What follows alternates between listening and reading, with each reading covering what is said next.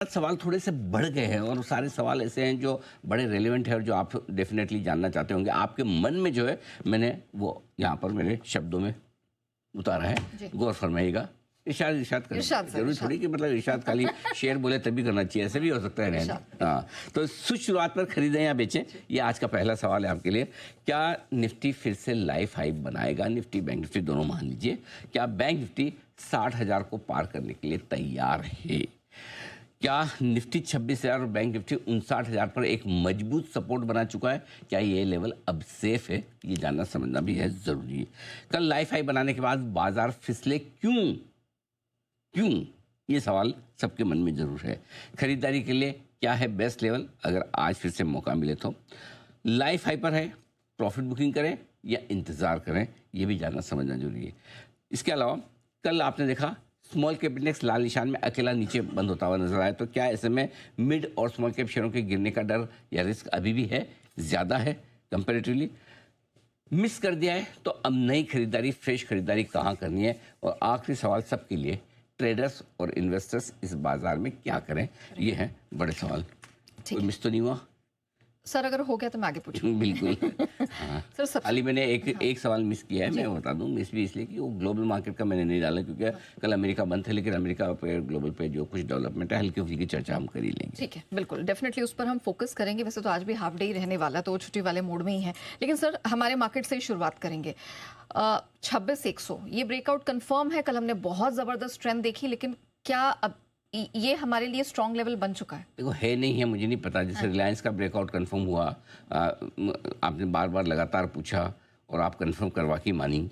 वैसे मुझे लगता है कि आप 26,100 का भी ब्रेकआउट कंफर्म करवा के मानेंगे। इसके पीछे कारण क्या है? आपने जो उस दिन समझाया था ना 26,192 का ज्यादा खुश होने की जरूरत नहीं, फॉल्स ब्रेकआउट। राइट। तो मुझे लगता है ना वो जो दूध का जला छाछ भी फूक फूक कर पीता है, कंफर्म ही कर लो। बहुत बढ़िया सवाल है और इसमें इसका सिंपल सा एक ही इस लाइन में आंसर है, बाकी तो मैं डिटेल में। जिस लेवल से फॉल्स ब्रेकआउट हुआ 26,192, उस फॉल्स ब्रेकआउट के बाद हम वापस नीचे गए, लेकिन उस फॉल्स ब्रेकआउट के बाद 3 दिन गिरने के बाद अब लगातार उस फॉल्स ब्रेकआउट के ऊपर लगातार 2 दिनों से बंद हो रहे हैं। एक सेंटेंस में बताऊं, ब्रेकआउट कंफर्म। अब आपको आगे से ये सवाल पूछने की जरूरत नहीं पड़ेगी, लेकिन फिर भी एक दो चीजें जो इंपॉर्टेंट है जानना समझना जरूरी। नंबर 1, कल निफ्टी को मिली सेकंड हाईएस्ट क्लोजिंग इतिहास की, लाइफ की, इस साल की नहीं, पूरे लाइफ की। सिर्फ आधा एक पॉइंट, मैंने एक लिखा है, आधा पॉइंट रह गया।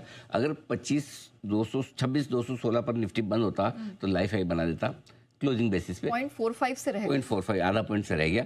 तो एक पॉइंट मान लीजिए राउंड फिगर में, एक पॉइंट से लाइफ हाई बनाने से चुका है। लेकिन लगातार दूसरे दिन 26,200 के ऊपर बंद हुआ है और 26,192 की जो पिछली हमको क्लोजिंग मिली थी सेकंड हाईज, उसके ऊपर लगातार 2 दिन से बंद हो रहे हैं। करेक्ट। अब 26,192 आपकी चौथी हाईएस्ट क्लोजिंग हो गई एक तरह से, ठीक है। तो अब क्लोजिंग लेवल पे तो ठीक है।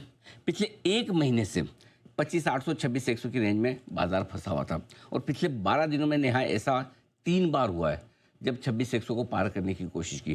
पहली 26,192 20 नवंबर नीचे आ गए, लेकिन अब की बार जब वापस 26,100 को पार किया तो बहुत ही स्टाइल से किया है, सीधा 26,200 के पार और लगातार 2 दिनों से। सो अगर 12 दिनों में से 3 दिन 26,100 के ऊपर निफ्टी बंद हो जाता है, ब्रेकआउट कन्फर्म।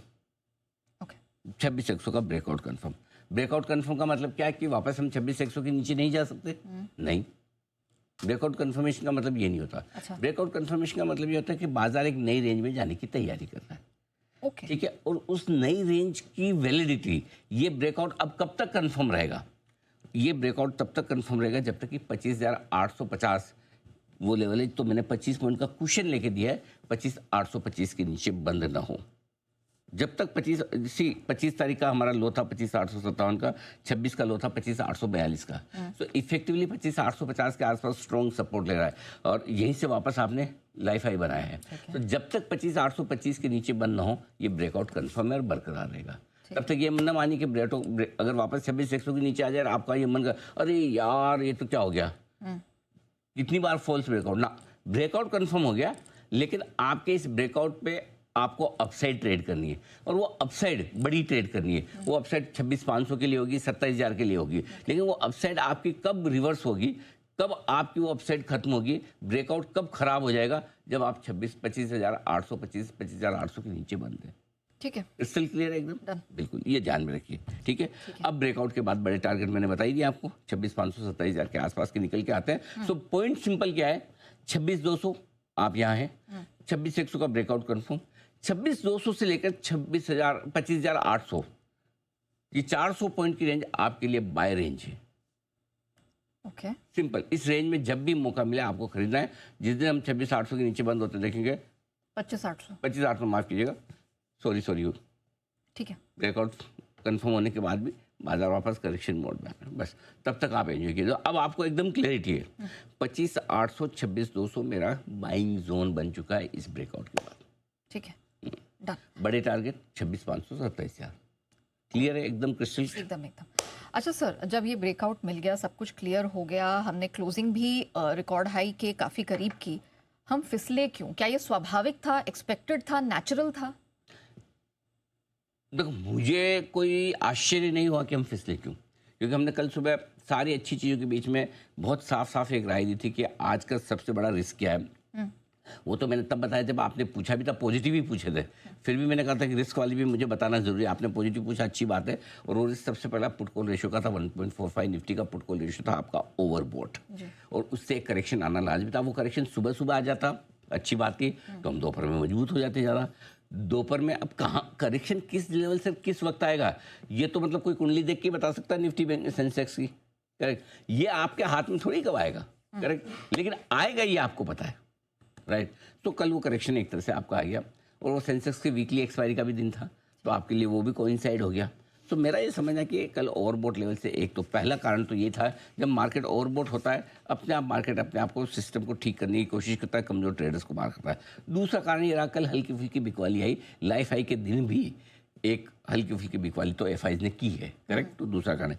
और तीसरा ये कि जब एक तरफा तेजी के बाद बाजार लाइफ हाई के आसपास पहुंचे और 14 महीनों के वनवास के बाद पहुंचे, तो बहुत सारे फंसे हुए रुके हुए ट्रेडर वो प्रॉफिट बुक करना भी चाहते हैं। लाइफ हाई हमने बनाया 26,277 से 25-30 पॉइंट ऊपर का लाइफ हाई बनाया, लेकिन कहीं ना कहीं प्रॉफिट बुकिंग आ सकती है, और आए तो कुछ गलत भी नहीं है। सो आई थिंक ये तीनों कारण थे जिसकी वजह से आपको थोड़ी प्रॉफिट बुकिंग दिखी।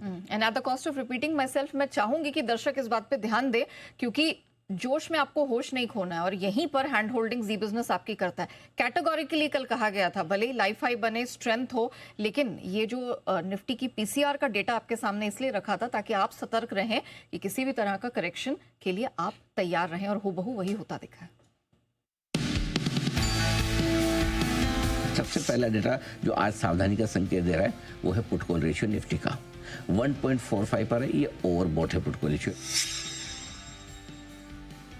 एक डिप आपको बाजार इस पुट कॉल रेशियो के दम पर देगा। आमतौर पर 10 में से 9 बार इस तरह के पुट कॉल रेशियो पर बाजार करेक्शन देता है इंट्राडे में। मेरा पॉइंट है कि अगर मुझे फ्रेश खरीदारी करनी है तो मैं एक डिप का इंतजार करूंगा, पहली जो डिप मिलेगी उस डिप में मैं खरीदूंगा। ये पुट कॉल रेशियो मुझे कह रहा है कि मुझे खरीदने की टाइमिंग कब करनी है वो समझने वाली बात है।